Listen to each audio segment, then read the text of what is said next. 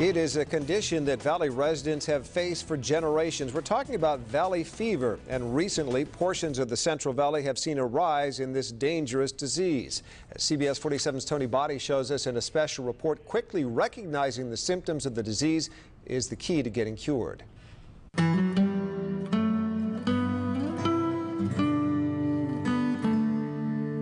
Farming has been taking place in the Central Valley for more than 150 years. These old photos, snapped by Pop Laval in the early 1900s, give us a glimpse into its historical past.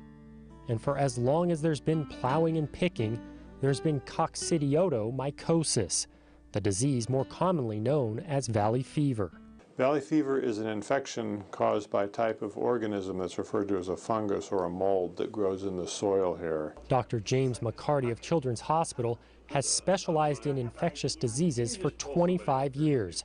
He says valley fever is most prevalent in our southern region, in places like Bakersfield, Porterville, Visalia, Avenal, and Coalinga. There's no clear answer as to why, but some speculate it has to do with weather patterns. Particularly wet winter or wet spring followed by a long period of drought that promotes the growth of the organism in the soil. Dr. McCarty goes on to share some news you might be surprised to learn.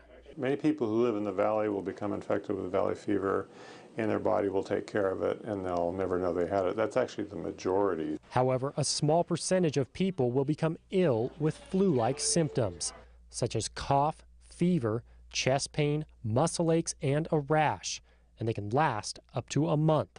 Another mystery surrounds the groups most susceptible to catching valley fever. They are Filipinos and African Americans.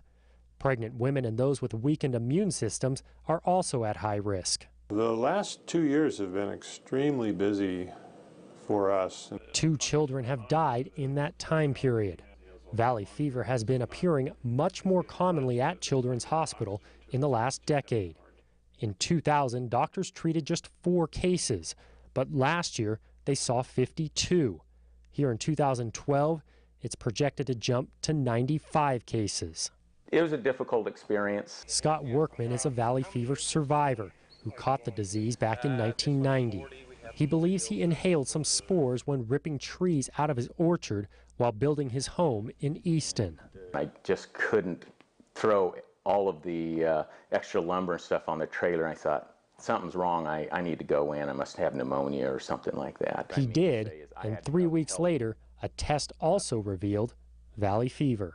By then I had already lost 35 pounds. It wasn't unusual for me to sleep 22, 23 hours out of the day during that time. Scott was by no means a typical case. 1 in a million in Caucasian males that it will actually spread outside the lungs, and in my case it went into my skin, into my lymph nodes. There were serious doubts whether he would live, but thankfully, antibiotic medicines stopped the spread. I always seemed to have a peace about it. Our whole family did, and I think through our faith and through our family, that really helped us a lot in going through that struggle. Unlike cancer, which can disappear then come back, Scott can now say he's beat valley fever for good. Doctors say I'm immune to it. So what precautions can you take to limit your exposure to the dust? Maybe wear a mask? Well, not so fast. Ask just about any farmer, and they'll tell you it's just not practical. You can't be perfectly safe, so you just kind of come to terms with it and keep rolling on. Almond grower Paul Betancourt of Kerman says on a hot summer day, it's uncomfortable to wear any extra gear. The safety equipment is very, very warm.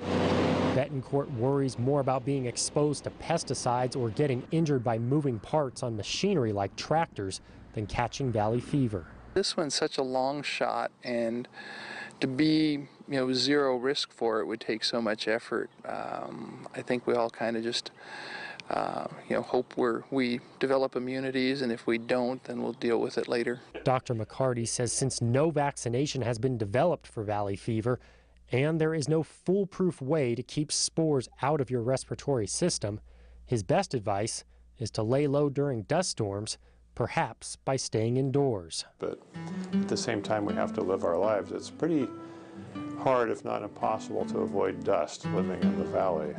Tony Botti, CBS 47 on your side.